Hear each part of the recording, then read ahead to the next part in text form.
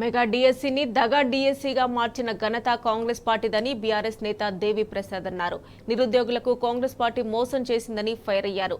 Congress party ఎన్నికల ముందు ఇచ్చిన హామీలను అమలు చేయాలన్నారు. 6 నెలలైనా ఏ ఒక్క హామీ నెరవేర్చలేదన్నారు.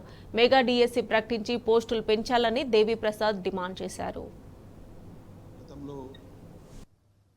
ఇచ్చినటువంటి హామీలన్నింటినీ కూడా ఉల్లంఘన చేస్తున్నటువంటి విధానం చాలా స్పష్టంగా కనబడతా ఉన్నది.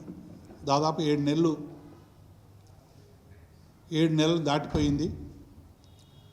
7 నెలల్లో కాంగ్రెస్ పార్టీ ఇచ్చినటువంటి ఏ ఒక్క హామీని కూడా అమలు చేయనటువంటి స్థితి మనకు కనబడతా ఉంది. ఒక్కొక్క రంగం సంక్షోభం వైపు ప్రయాణిస్తున్నట్టు చాలా స్పష్టంగా మనకు కనబడుతున్నటువంటి విషయాన్ని నేను ఈ సందర్భంగా గుర్తు చేస్తూ ఉన్నాను. గతంలో కాంగ్రెస్ పార్టీ అధికారంలోకి రావడానికి కోచింగ్ సెంటర్ల చుట్టూ, లైబ్రరీల చుట్టూ అనేక మంది ఏఐసిసి నేతలతో కలిసి ప్రయాణించి నిరుద్యోగులకు అనేక హామీలు ఇచ్చింది.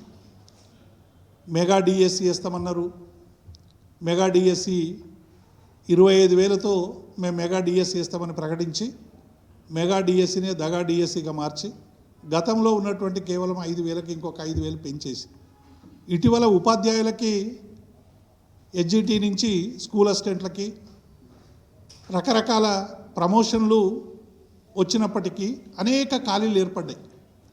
ఈ ఖాళీల కోసం డెఫినెట్గా అన్నీ కూడా నింపాల్సినటువంటి అవసరం ఉంది. మెగా డిఎస్సిని ఇప్పుడు ఉన్నటువంటి డిఎస్సిని పోస్టుల సంఖ్య పెంచాలి. 25,000కు పైగా ఖాళీలు ఉన్నాయి కాబట్టి 25,000 డిఎస్సి పోస్టులు వేయాలని చెప్పి విద్యార్థులు పెట్టినటువంటి డిమాండ్ కాదు ఇది. ఈ డిమాండ్లన్నీ కూడా ఇలా నిరుద్యోగ యువకులు పెడుతున్నటువంటి ప్రతి డిమాండు కాంగ్రెస్ పార్టీ ఇచ్చినటువంటి హామీ. 1:100కు పిలవాలి, గ్రూప్ 1 మెయిన్ ఎగ్జామ్స్కి అని చెప్పి గతంలో బట్టి విక్రమార్క లాంటి వాళ్ళు, కాంగ్రెస్ పార్టీకి చెందినటువంటి వాళ్ళు అనేక మంది కోచింగ్ సెంటర్లో ఎక్కడ చిన్న ధర్నా జరిగినా బైనాక్యులర్లో చూసి అటెండ్ అయ్యేటువంటి మేధావులందరూ కూడా నిరుద్యోగులకు ఇచ్చినటువంటి హామీ అదే. 1:100 ఇస్తామని చెప్పి ఇలా మోసం చేసి ఇక కేవలం 1:50 మాత్రమే పిలుస్తామని చెప్పి ఇలా నిర్లజ్జగా ప్రకటించడం అనేటువంటిది నిరుద్యోగ యువకులని మోసం చేయడం కాదా అని మేము ఈ ప్రభుత్వాన్ని ప్రశ్నిస్తూ ఉన్నాం.